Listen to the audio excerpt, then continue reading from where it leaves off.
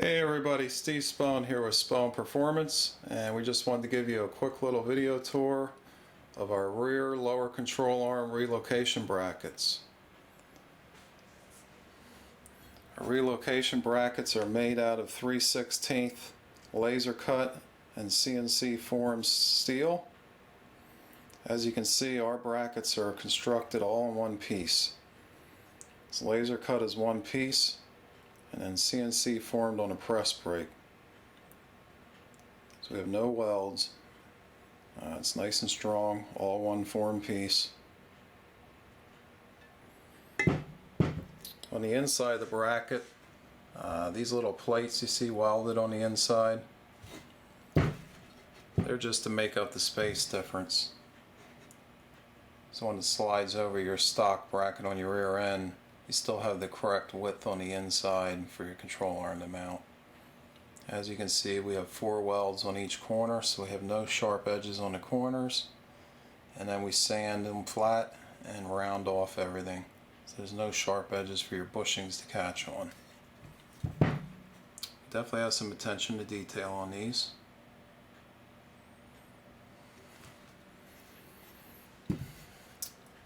That bracket will slide over the factory bracket that's on your rear end,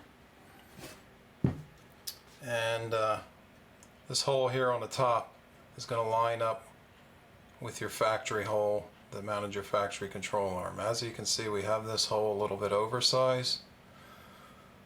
That's just so variances in rear end manufacturing, your hole will still line up, you'll still be able to get the bolt through.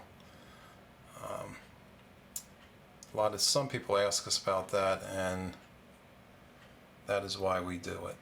Your bolt is still going to go through the hole in the factory bracket, which is the exact size of the bolt, so you're not going to have any slop. That's just there to make sure you don't have any problems getting everything lined up. So what you would do is slide this over the bracket on your factory rear. You would take the bolt, which you can see they're supplied with our kit. This bolt here is to go through the rear of the control arm, either in the bottom hole or the middle hole or the top hole if you want to. And then this bolt here goes through the factory hole. And as you can see, we have a spacer that comes with bolt, 2 washers, and a nut. That spacer would be placed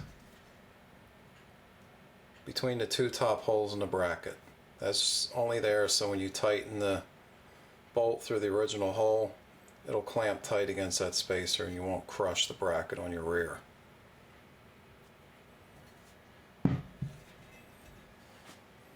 Once that's bolted in place, you would just swing that control arm until it's flat against the back of the bracket on your rear end. So in other words, the inside of the rear of this bracket will be clamped flush against the outside of the bracket on your rear end. What you could do at that point is just put 1 or 2 tack welds on the relocation bracket. And then the easiest thing to do to make sure you have the correct geometry, keep the front of your control arm bolted in place loosely. Swing the rear of the control arm up, and the rear of the control arm, as you swing it up, should line up with this hole, and the top hole. As you can see, they come down in an arc pattern. That arc pattern is there so you don't change any location of your rear end. You do not need adjustable control arms if you have relocation brackets. A lot of people ask us that. You can still use the factory control arm or aftermarket fixed length control arms. They'll line up with this hole, and as you drop it down, it's going to come in an arc. It'll line up with these bottom 2 holes. The first hole is 2 inches lower than stock, and the third hole is 3 inches lower than stock. Once you confirm proper placement, you could then weld these in place. You're going to start here. You're going to weld up around here.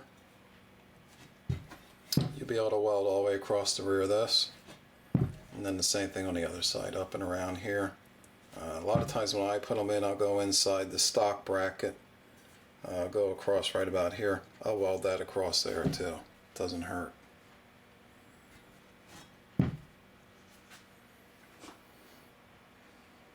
Reasons for using the relocation brackets.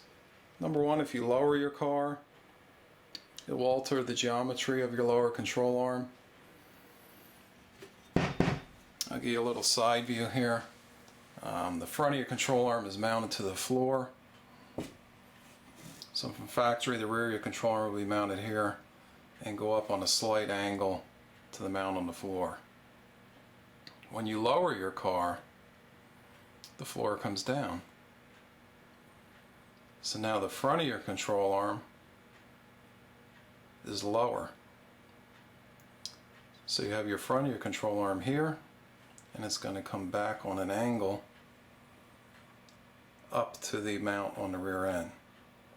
That causes wheel hop because now your control arm is taking weight transfer and pushing up on the rear, which is what causes your wheel hop. By using the relocation brackets, normally if you lower your car, if you go in the bottom hole, it's going to take you back to about where your geometry was from the factory. Control arm will be here in the bottom hole. It'll come slightly up to your lowered floorboard mount.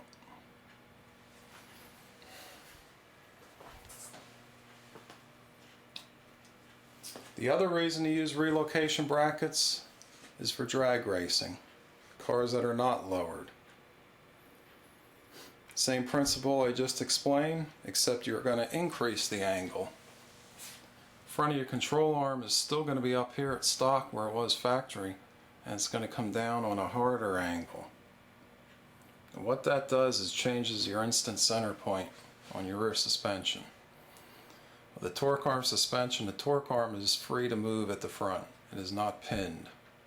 Therefore, it does not locate the instant center. The instant center is located by your rear lower control arms. So by dropping it down and increasing that angle, you're moving your instant center point back in the car, which is going to give you more lift. Some other people call it anti-squat. Some people call these anti-squat brackets. Basically, it's going to take more weight transfer and come down and drive the tire harder into the ground. Which hole you should run it in is something you have to test out. Every car is different. Some guys find that they get their best 60 foot in the center hole. Other people find they get the best 60 foot in the lowest hole. We have almost always found that we get the best 60 foot times putting it all the way down in the lowest hole. You will also get less front end lift the lower you go down on the bracket. A lot of people are having a problem with their car wheeling too much. When you put these brackets on, drop your control arm down, bring that instant center point back, and it won't push the front end up as much. We only make these Welding. We feel that's the only safe setup. There are some bolt-ins out there that tie into the shock mount.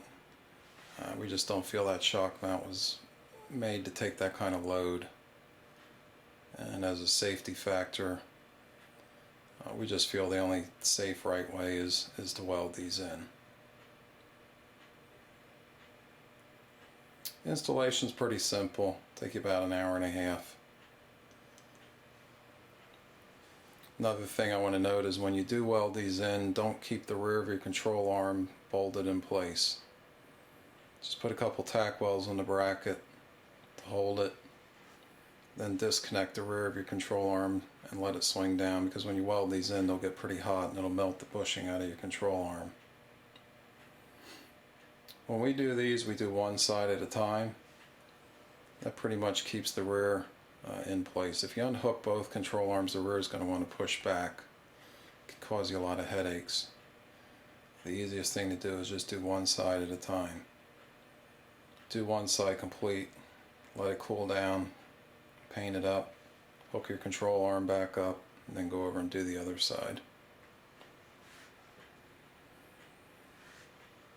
So that concludes the video tour of our rear lower control arm relocation brackets. Thanks for watching. I'm Steve Spohn, and I'll see you at the track.